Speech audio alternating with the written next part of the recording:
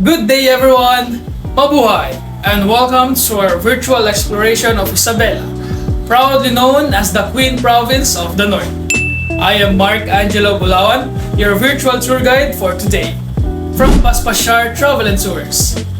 Now, let me ask you, have you ever imagined a place where nature's power, people's faith, and modern progress all thrive in harmony? That exactly we'll uncover in Isabela today. Our tour will take us to the three remarkable attractions.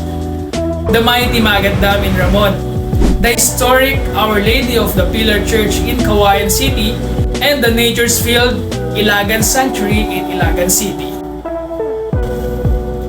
Together, these sites reveal our guiding theme.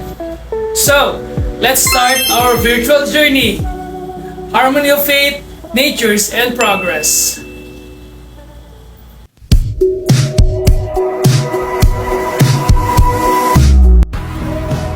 Our first destination brings us to the southern part of Isabela, the magnificent Magat Dam in Ramon. Seen here from an aerial view on Google Earth, this is one of the largest dams in the entire Philippines.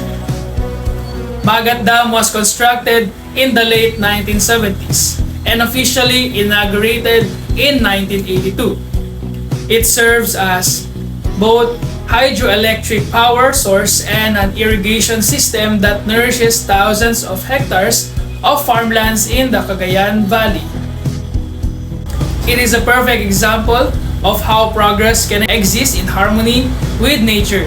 As you can see on the street view, the vast blue water and green mountains surrounding the dam creates a stunning landscape. Locals often describe it as the heart that pumps life through Isabela's field. Magat Dam is not only a structure of engineering excellence, it is a symbol of how Isabela balances development and the preservation of natural beauty. Now, let's move from the power of nature to the power of faith. Our next stops awaits in Cagayan City.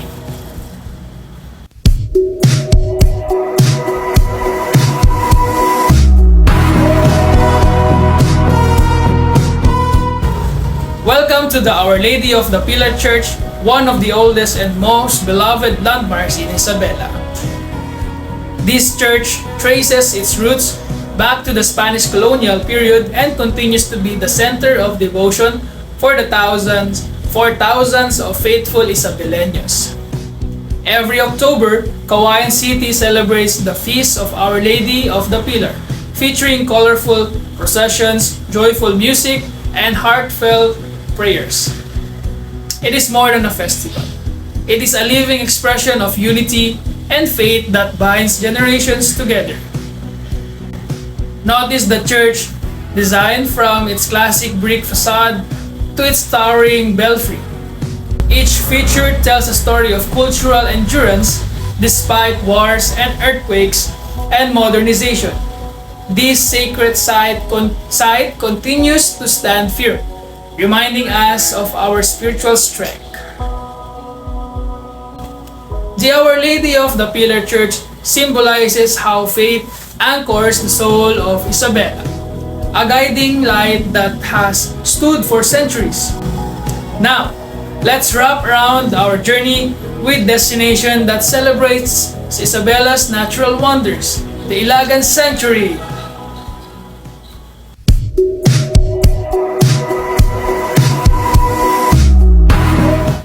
Our final stop brings us to the Ilagan Sanctuary. Nestled with the Fuyot Springs National Park, this ecotourism site is the perfect blend of nature, recreation, and education. Here, visitors can explore limestones, caves, cross hanging bridges, and meet various wildlife species in its mini zoo. There are also butterfly garden and a refreshing spring, all contributing to Isabela's eco-friendly tourism effort. But beyond these scenic views, the sanctuary carries a deeper meaning. It reminds us of how our responsibility to protect the environment. The city government of Ilagan has developed this area, not just for leisure, but for sustainability and conservation awareness.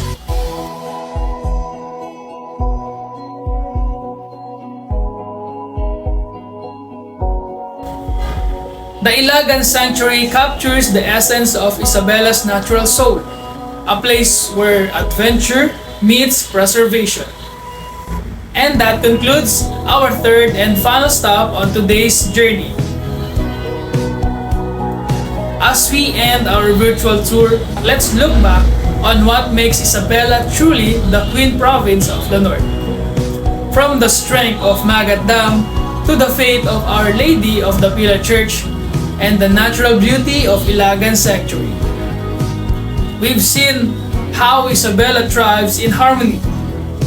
These three attractions reminds us that progress, faith, and nature are not separate paths. They are one journey towards a better future. Thank you all for joining me on this virtual exploration of Isabela. I am Mark Angelo, your tour guide.